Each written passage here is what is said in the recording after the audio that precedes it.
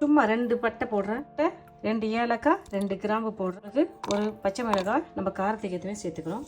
இதில் கொஞ்சம் கருவேப்பிலை சேர்த்துக்கிறேன். நான் 1 ஸ்பூன் மிளகு, 1 ஸ்பூன் சோம்பு, ஸ்பூனு ஜீரகம், ஒரு 10 வெங்காயம், 10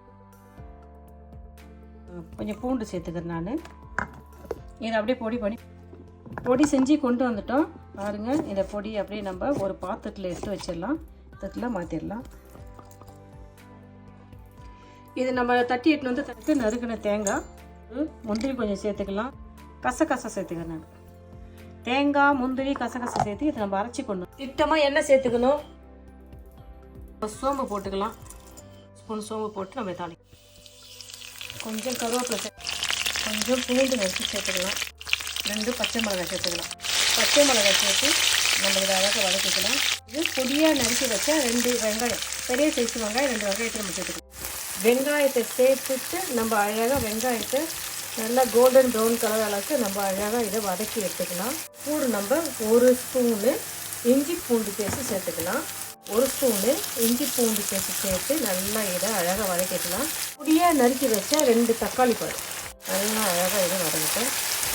தக்காளி வெங்காயம் நல்லா அழகாக வதங்கிடுது. நம்ம பொடி செஞ்சு கொண்டு வந்துடல, அந்த பொடியை இதில் சேர்த்துக்கலாம். மசாலா சேர்த்து நம்ம அழகாக வதக்கி வச்சுக்கலாம். என்ன அழகாக மசாலா சூப்பராக வதங்கிடுச்சு. இப்போ ஒரு 1/4 ஸ்பூன் மஞ்சள் தூள் சேர்த்துக்க, ஏற்றவே மிளகாய் தூள் சேர்த்துங்க 1 ஸ்பூனு, மல்லித்தூள் சேர்த்துக்க நான் 1 ஸ்பூன் அளவுக்கு, கொஞ்சம் ஜீரகத்தூள் சேர்த்துக்கலாம், ஜீரகத்தூள் அம்மா, உப்பு சேர்த்துக்கலாம், கொஞ்சம் லெமன், நல்லா சும்மா ஒரு 1/2 ஸ்பூன் சேர்த்துக்கலாம் லெமன். எல்லா மசாலாவும் சேர்த்து நம்ம அழகாக இதெல்லாம் கலந்துக்கலாம். 1 கப்பு தண்ணி, ஒரு கப்பு தண்ணி சேர்த்து 1 கப்பு தண்ணி சேர்த்து இதை அப்படியே நம்ம கொஞ்ச நேரம் கொதிக்க வைக்கலாம். அப்படியே கொதிக்கிட்டோம். இது நல்லா அழகாக 2 நிமிஷம் அப்படியே கொச்சிச்சு. அப்படியே கொச்ச பிறகு நான் கழுவி க்ளீன் பண்ணி வச்சுக்கிறேன். நண்டு எடுத்து நம்ம இதை கூட க்ளீன் பண்ண வச்சா நண்டு எடுத்து 1 கிலோ அளவுக்கு நண்டை சேர்த்து இதை அழகாக கலந்து விட்டுக்கலாம். மசாலாலாம் நண்டில் படுற அளவுக்கு நம்ம அழகாக கலந்து விட்டுக்கலாம்.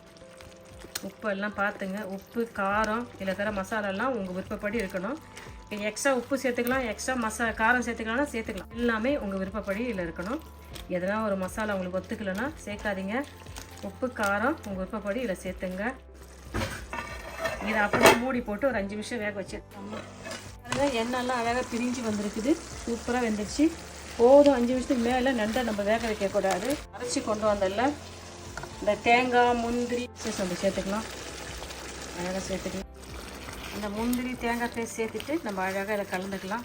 அப்படியே ஃபைனலாக இது கூட ஒரு கைப்பிடி கொத்தமல்லி தழை, கொஞ்சம் மிளகு தூள் போட்டு அப்படியே இறக்க வேண்டியதான்.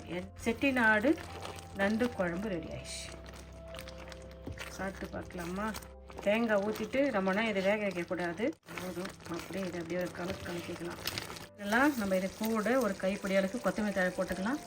போட்டுட்டு என்ன அழகாக கிண்டிக்கலாம். செட்டிநாடு நண்டு குழம்பு ரெடி ஆயிடுச்சு. சாப்பிட்டு பார்க்கலாமா? என்ன காரம் சாரமான செட்டிநாடு நண்டு கிரேவி ரெடி பண்ணிட்டோம். நீங்களும் இதே மெத்தடில் செஞ்சு பார்த்துட்டு நான் செஞ்ச இந்த செட்டிநாடு நண்டு குழம்பு எப்படின்னு சொல்லுங்கப்பா. என்னோடய சேனல் நீங்கள் ஃபஸ்ட்லேருந்து பாருங்கள், எவ்வளோ எனக்கு சப்ஸ்கிரைபர் இருந்தாங்க.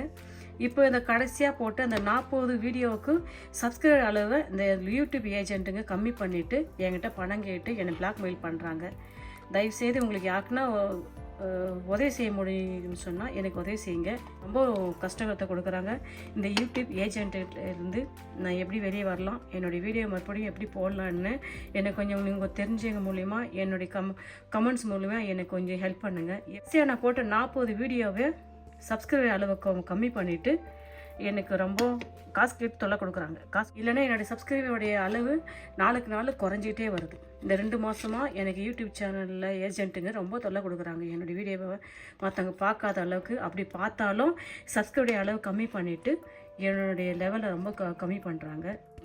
உங்களுக்கு யாருக்குன்னா எனக்கு உதவி செய்யணும் ஐடியா இருந்துச்சுன்னா இந்த ஏஜென்ட்லேருந்து நான் எப்படி தப்பிக்கலாம், என்னோடய வீடியோ மறுபடியும் நான் யூடியூப் எப்படி போடலன்னு எனக்கு கொஞ்சம் அட்வைஸ் பண்ணுங்கள். இந்தாங்க, நீங்கள் சாப்பிட்டு பார்த்து சொல்லுங்கள். Bye, thank you.